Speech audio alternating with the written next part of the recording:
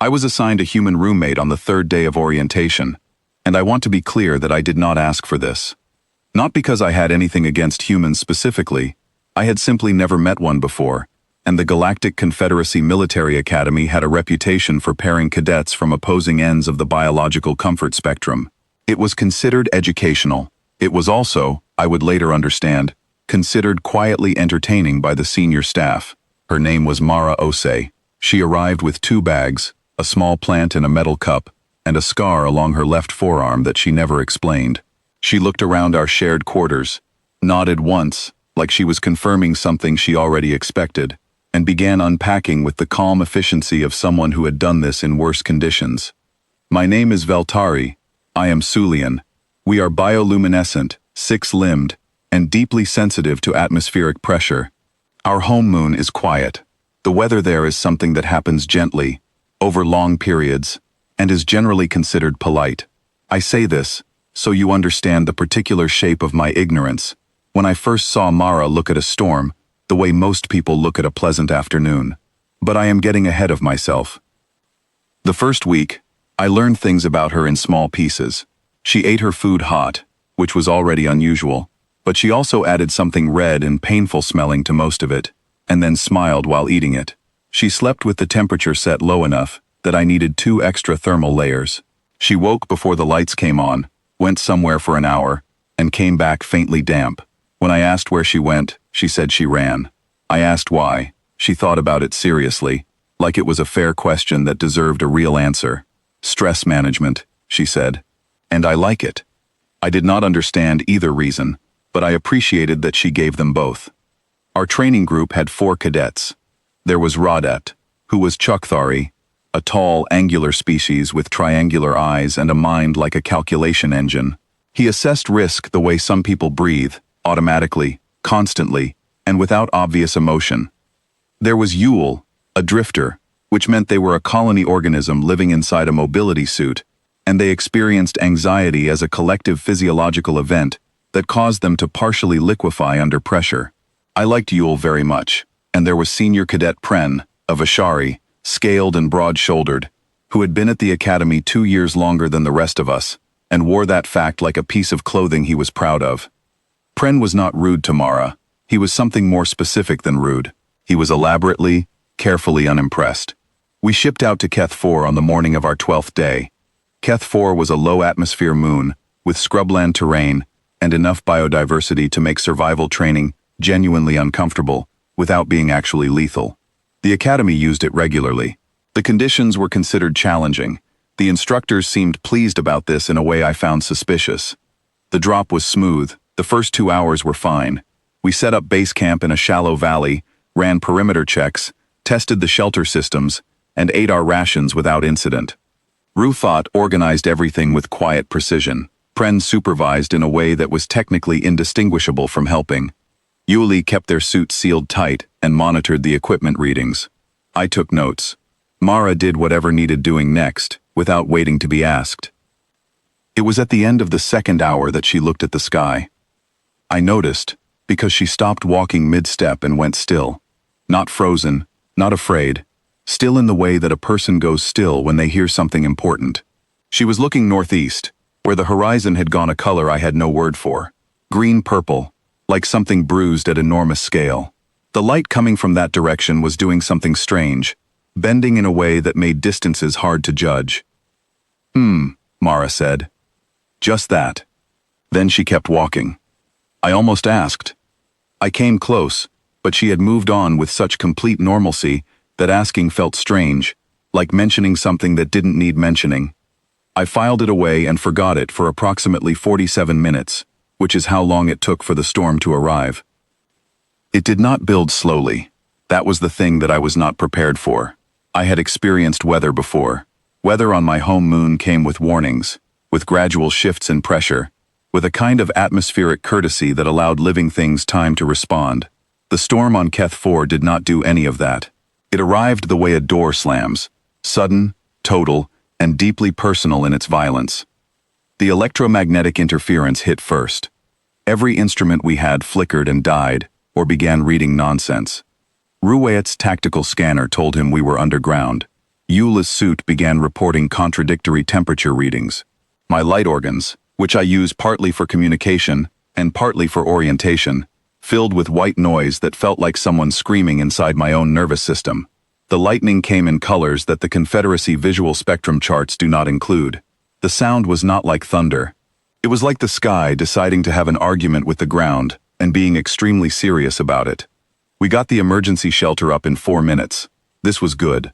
The shelter was rated for 6 hours of severe atmospheric event exposure.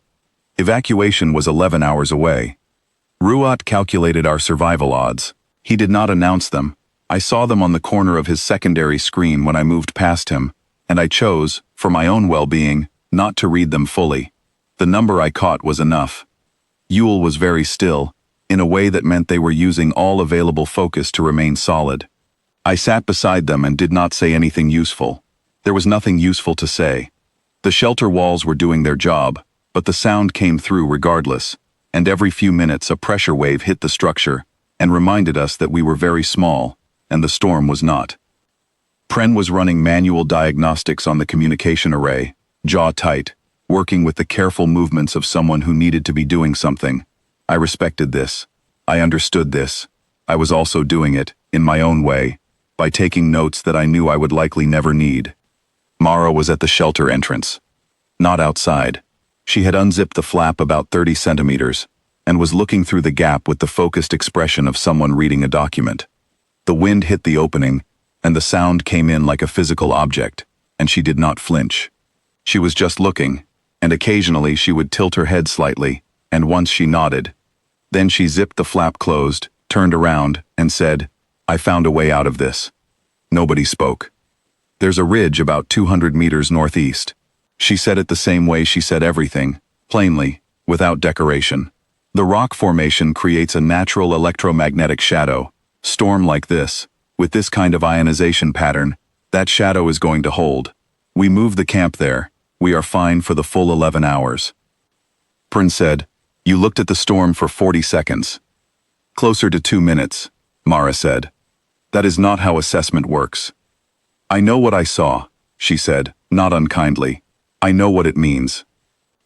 Rufuat was already running the numbers, feeding her description into what remained of his scanner's partial function. "The geology is consistent with her analysis," he said slowly, like he was surprised to be saying it. "If the shadow exists as described, the projection holds."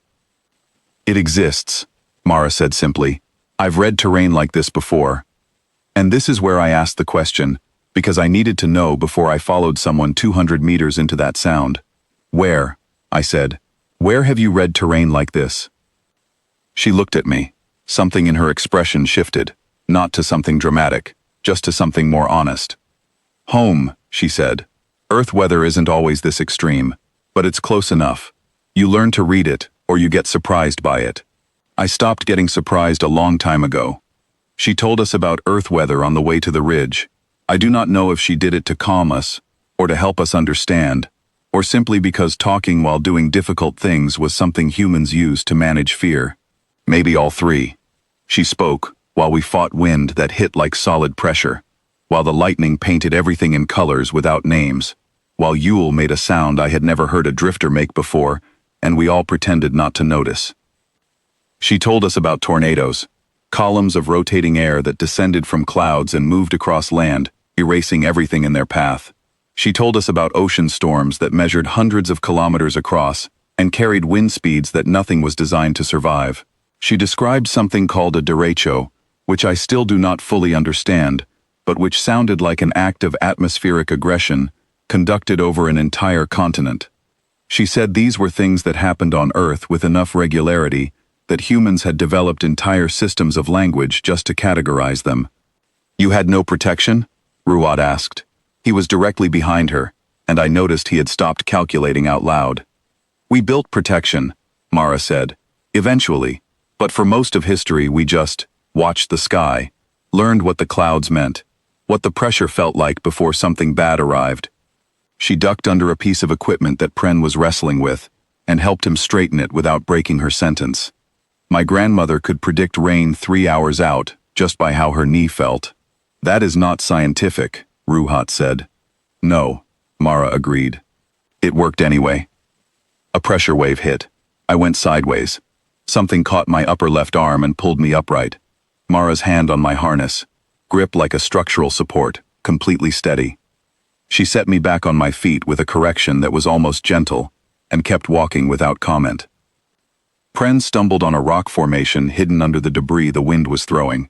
He went down on one knee, and the wind took the opportunity to hit him broadside, and he would have gone over completely, but Mara was already there, one hand in his harness, hauling him upright with a matter-of-fact efficiency that had no performance in it. She did not say anything. She did not make a face. She simply made sure he was on his feet, and moved forward. He did not say anything either, but he stayed close to her after that. The ridge shadow was real. I want to say that more clearly, because I am still, even now, a little amazed by it. We crossed an invisible line in the terrain, and the storm went from everything to a distant howling on the other side of several tons of ancient rock. The electromagnetic noise in my light organs dropped to a level I could function through. The pressure stabilized. The air was still moving, but it was moving like air, not like a weapon. We stood there for a moment, all 5 of us, in that relative silence. The storm raged 10 meters away on the other side of the ridge. From where we stood, we could see it in full without being inside it. Mara sat down on a flat rock, pulled a ration bar from her kit, and looked at the storm with an expression I had not seen before on any species in any context. It was not relief. It was not victory. It was appreciation. The focused, genuine appreciation of someone watching something impressive do what it does. Beautiful, actually, she said quietly, if you're not in the middle of it. I thought about pointing out that we had been in the middle of it 8 minutes ago. I decided this was not the moment. We waited the full 11 hours. We were fine. The shelter held.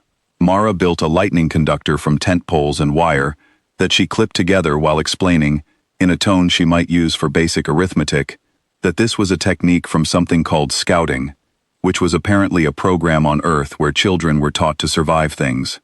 I asked what kinds of things. She listed several. I stopped asking. In the quiet hours of the wait, Ruat told her the odds he had calculated when the storm first hit. He said the number without preamble.